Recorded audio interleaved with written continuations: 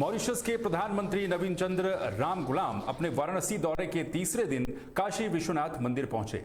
इस दौरान उन्होंने अपनी पत्नी के साथ बाबा विश्वनाथ के दर्शन और पूजा अर्चना की। आपको बता दें, उनके आगमन को लेकर काशी विश्वनाथ धाम और आसपास के इलाकों में सुरक्षा व्यवस्था के कड़े इंतजाम किए गए थे। साथ ही गौदोलिया चौराहे से गेट नंबर 4 तक पानी का छिड़काव भी किया गया। वहीं प्रधानमंत्री के दौरे के कारण 3 घंटे के लिए यातायात को डाइवर्ट भी किया गया था। तस्वीरें भी आप देख सकते हैं काशी विश्वनाथ धाम में पहुंचे मॉरिशस के प्रधानमंत्री। और इससे पहले आपको यह भी जानकारी दे दें कि देश के प्रधानमंत्री नरेंद्र मोदी ने मॉरिशस के प्रधानमंत्री डॉक्टर राम गुलाम से मुलाकात की थी और दोनों ही देशों के बीच द्विपक्षीय संबंधों को लेकर के गहनता से चर्चा भी की गई। ये भी कहा गया कि इस मुलाकात से मॉरिशस और भारत के संबंधों में और भी ज्यादा नजदीकियां आने की संभावनाएं हैं। और इसके बाद मॉरिशस के प्रधानमंत्री अलग अलग जगहों पर भ्रमण कर रहे हैं। उत्तरकाशी उत्तराखंड में भी उनका क्योंकि दौरा होना है, उससे पहले वो काशी विश्वनाथ धाम पहुंचे हैं, जहां पर उन्होंने काशी विश्वनाथ धाम में जाकर के पूजा अर्चना की। उनका परिवार उनके साथ था। मॉरिशस पीएम के दौरे को देखते हुए सुरक्षा के पुख्ता इंतजाम किए गए हैं वाराणसी में और सुरक्षा के मद्देनजर पुलिस भी हाई अलर्ट पर है।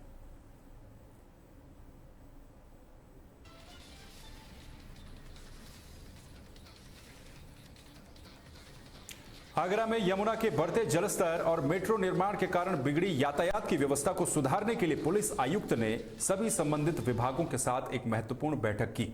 इस बैठक में एमजी रोड पर ई रिक्शा और ऑटो पर पूरी तरह से प्रतिबंध लगाने और लोगों की सुविधा के लिए सिटी बसों की संख्या को बढ़ाने का निर्णय लिया गया। साथ ही ट्रैफिक पुलिस ने वैकल्पिक रास्तों का प्रचार करने और भीड़ को वन वे करने के लिए भी योजनाएं बनाई हैं। वहीं पुलिस आयुक्त ने लोगों से एमजी रोड पर दोपहिया वाहन का इस्तेमाल करने की अपील की है।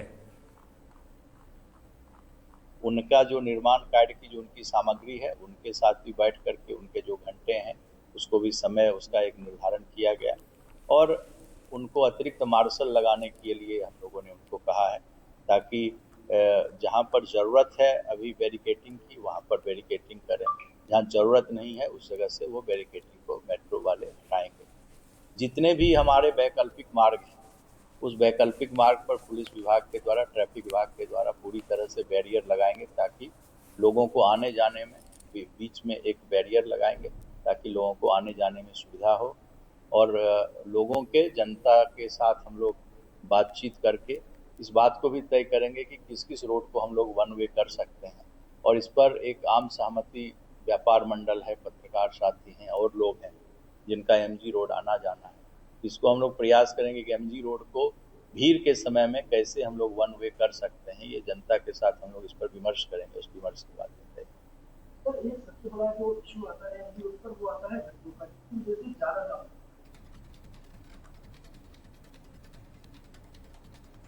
वहीं बहराइच के मिहीबुरवा तहसील में सिंचाई, जल संसाधन और बाढ़ नियंत्रण मंत्री स्वतंत्र देव सिंह ने दौरा किया। इस दौरान उन्होंने बैराज का स्थलीय निरीक्षण किया और विभागीय अधिकारियों के साथ समीक्षा बैठक भी की। साथ ही सुजौली क्षेत्र के कार्यकर्ताओं ने बाढ़ और कटान प्रभावित गांवों की समस्या से मंत्री को अवगत करवाया। मंत्री ने आधे घंटे तक अधिकारियों के साथ बैठक कर विस्तृत समीक्षा की और बाद में कार्यकर्ताओं से मिलकर उनकी समस्याओं को भी सुना। इसके बाद उन्होंने बैराज के नहरों और नदियों का पैदल निरीक्षण भी किया।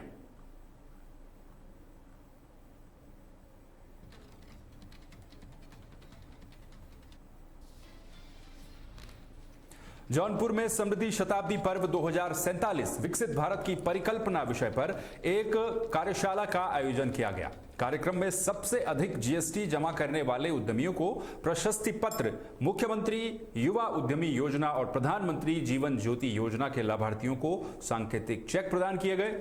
साथ ही उत्कृष्ट खिलाड़ियों को भी सम्मानित किया गया।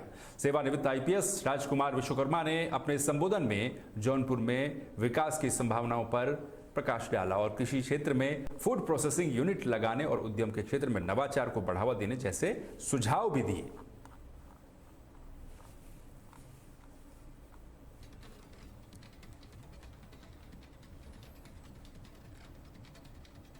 हमीरपुर के सुमेरपुर विकासखंड के भौरा गांव में ग्रामीणों ने जिलाधिकारी को एक पत्र दिया जिसमें एक सार्वजनिक रास्ते से अवैध कब्जा हटवाने की मांग की गई। इस दौरान ग्रामीणों ने आरोप लगाया कि इस रास्ते को खुलवाने के नाम पर लेखपाल ने उनसे पैसों की मांग की है। साथ ही ग्रामीणों ने डीएम से लेखपाल के खिलाफ कड़ी कार्रवाई करने की भी मांग की है।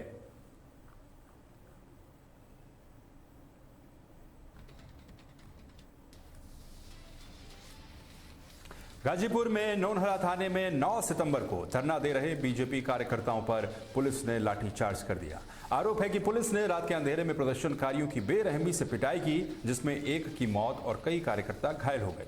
वहीं इस घटना के बाद मृतक के परिजनों ने दोषी पुलिसकर्मियों के खिलाफ कड़ी कार्रवाई की और इंसाफ की गुहार लगाई है।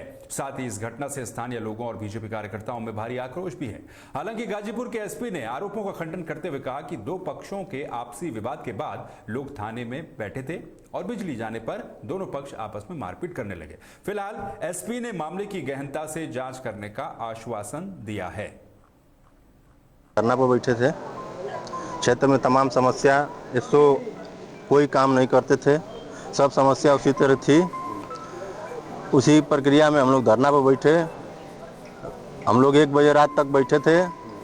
1:30 बजे रात को सोनूनहरा कप्तान से आदेश लेकर लाठीचार्ज हम लोग को किया, जिसमें हमारे साथी गुरुजी थे, हम लोग भी थे, तमाम दोस्त साथी बैठे थे, सबको चोट लगी। सभी लोग मीडिया के भाई हैं, देश के भविष्य कहें, चौथा स्तंभ कहें, आप लोग सभी लोग जानते हैं। हम छात्र नेता रहे हैं शाहजहानंद में। आप सभी लोग जानते हैं कि जो छात्र भाई, गरीब, किसान, नौजवान जो भी समस्या लेकर आता है, उसके समस्या को लेकर के हम लोग जिलाधिकारी, एसपी साहब, सीओ साहब, कोतवाल साहब, एसओ साहब के पास हम लोग जाते हैं और अपनी समस्या को निदान के लिए हम सियाराम उपाध्याय, सन ऑफ गिरजाशंकर उपाध्याय अपने बहुत ही अच्छे कार्यकर्ता थे। घटना के बाद जैसा कि बताया गया है, एक दुखद घटना हुई है, मृत्यु हुई है, पूरी पार्टी स्तब्ध है। मैं दुख व्यक्त करता हूं। पार्टी पूरे परिवार के साथ खड़ी है। पार्टी, मैं जिला अध्यक्ष के नाते मैं प्रशासन से भी इस संबंध में बात करूंगा। अभी इसकी ठीक से जांच कराएंगे और तब तक संबंधित जितने लोग हैं थाने से जाएंगे, जो भी दोषी होगा उसके खिलाफ कार्रवाई होगी। 9 सितंबर को थाना नौनहरा क्षेत्र में एक प्रकरण संज्ञान में आया था, जिसमें 2 पक्ष, एक प्रधान पक्ष एवं एक दूसरा पूर्व प्रधान पक्ष, इन दोनों के मध्य बिजली के खंभे लगाने को लेकर एक विवाद था, जिसके बाद लगभग 20-25 लोग एक पक्ष के थाने पर आके बैठ गए थे, जिन्हें लगातार समझाया बुझाया गया कि आप हट जाइए, क्योंकि ये विवाद दूसरे विभाग से संबंधित है। हम लोगों ने दूसरे विभाग से संपर्क भी किया था और इनको बोला था कि आप वहाँ पर जाके अपनी कार्रवाई करवाएं। तो लेकिन ये लोग समझाने के बाद भी वहाँ से नहीं उठे। कई बार इनको समझाया गया। रात में एकाएक बिजली जाने के कारण कुछ अफरा तफरी मची और इनको वहाँ से तत्काल इनको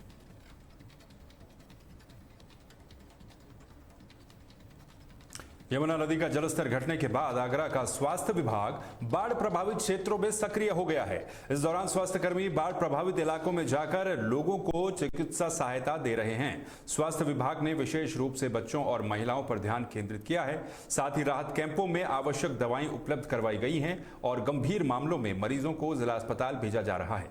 बीमारियों को फैलने से रोकने के लिए नगर निगम की सहायता से जिन क्षेत्रों में पानी कम हो गया, वहां दवाइयों का छिड़काव भी किया जा रहा है। सीएमओ अरुण श्रीवास्तव के अनुसार हालात पूरी तरह से नियंत्रण में रखने के लिए सभी आवश्यक कदम उठाए जा रहे हैं।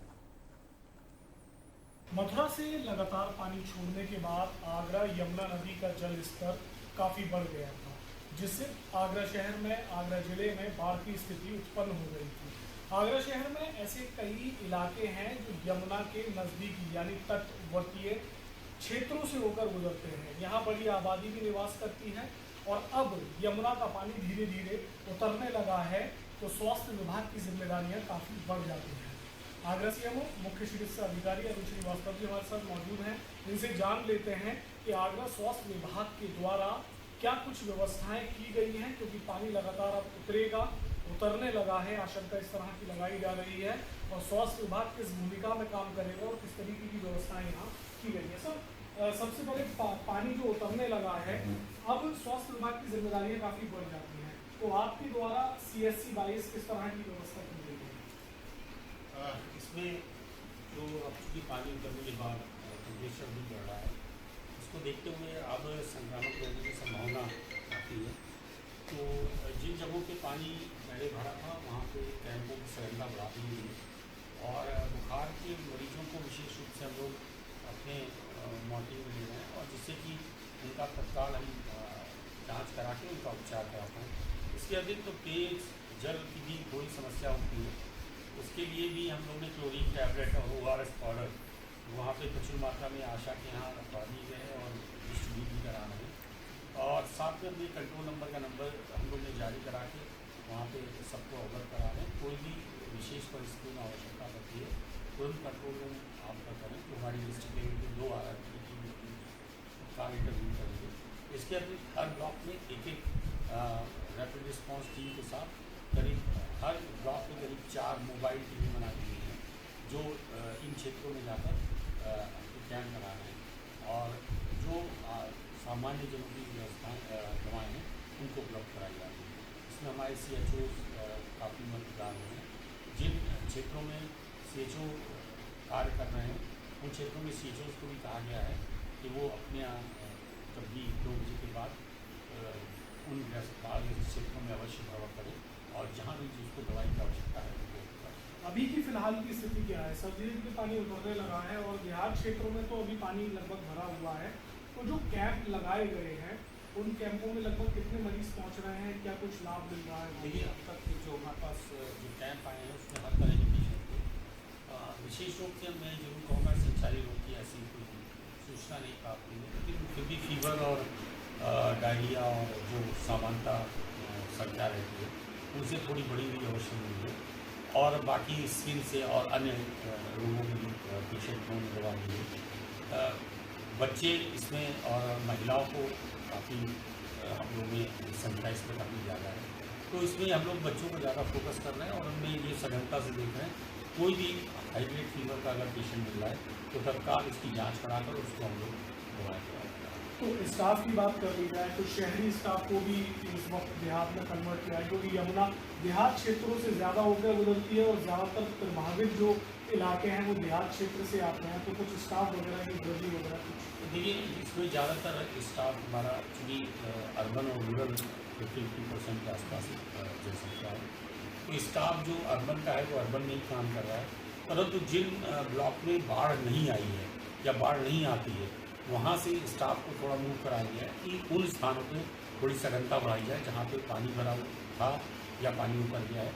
और अच्छी बात ये है कि बहुत ज़्यादा जो व्यक्तिगत लोग या जनमानस नहीं इफेक्ट हुए हैं। कृषि को तो नुकसान काफ़ी हुआ है, खेतों में पानी रहा है, लेकिन गांव कम इफेक्ट हुए हैं, तो हम बहुत जल्दी शीघ्रता से इन सभी जगहों पे रूटीन में कैंप लगाकर इनमें अपना नियंत्रण करते हैं। ठीक है, ये थे हमारे साथ आगरा मुख्य चिकित्सा अधिकारी श्रीवास्तव जी। CMO साहब ने बताया है कि व्यवस्थाएं पूर्ण रूप से स्वास्थ्य विभाग के द्वारा कर ली गई हैं। अब देखने वाली बात ये होगी जिस तरीके से धीरे धीरे जो जन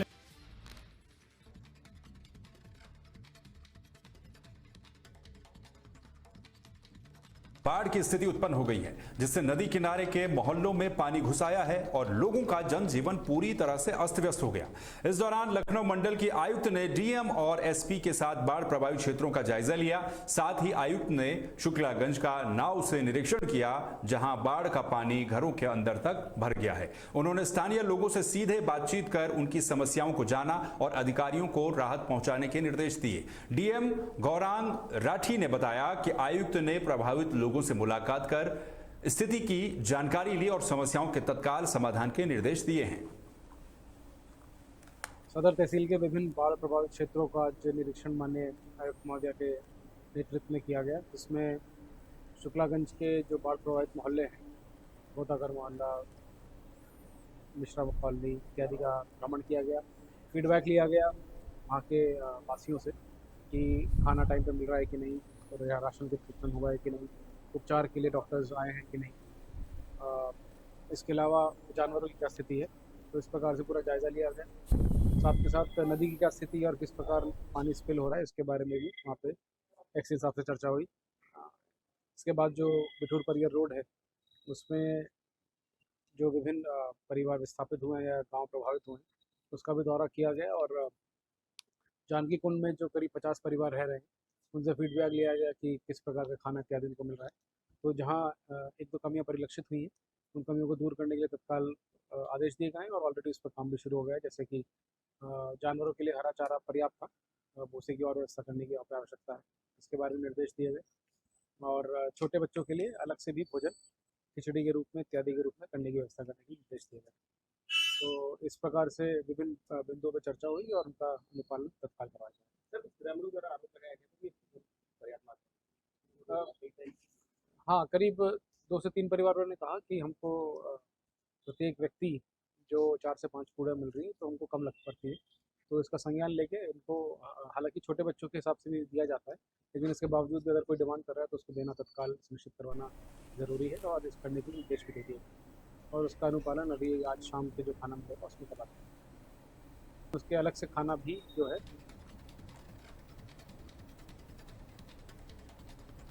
बरेली में गौरव गोस्वामी की हत्या के मामले में पुलिस ने 3 आरोपियों को मुठभेड़ में गिरफ्तार कर लिया है। आपको बता दें कि पुलिस को सूचना मिली थी कि आरोपी शहर छोड़कर भागने की कोशिश कर रहे हैं, जिसके बाद पुलिस और आरोपी के बीच हुई मुठभेड़ के दौरान आरोपी ने पुलिस पर फायरिंग की, लेकिन जवाबी कार्रवाई में आरोपी घायल हो गया और उसे गिरफ्तार कर लिया गया। वहीं दूसरी टीम ने मुख्य आरोपी अनस और चंदन मौर्य को गिरफ्तार कर लिया। इस दौरान पुलिस ने आरोपी शेखर के पास से एक तमंचा, कारतूस और एक मोटरसाइकिल भी बरामद की है। देखिए, आज पुलिस को मुखबिर द्वारा सूचना प्राप्त हुई कि क्राइम नंबर 1067/25 का वांछित अभियुक्त शेखर सनाफ राम प्रकाश यादव, जो ब्लैक कलर की स्प्लेंडर से 99 बीघा के पास खड़ा है और वो कहीं जनपद से बाहर भागने की फिराक में है। इस पर थाना बारादरी की टीम ने मुस्तैदी दिखाते हुए तुरंत वहां घेराबंदी किया। पुलिस की घेराबंदी को देखते हुए बदमाश के द्वारा तमंचे से फायरिंग कर भागने की कोशिश की गई। इस पर पुलिस द्वारा आत्मरक्षार्थ सिखलाए गए तरीके से भौगोलिक टैक्टिक्स का प्रयोग करते हुए न्यूनतम बल का प्रयोग कर जवाबी फायरिंग की गई, जिसमें बदमाश के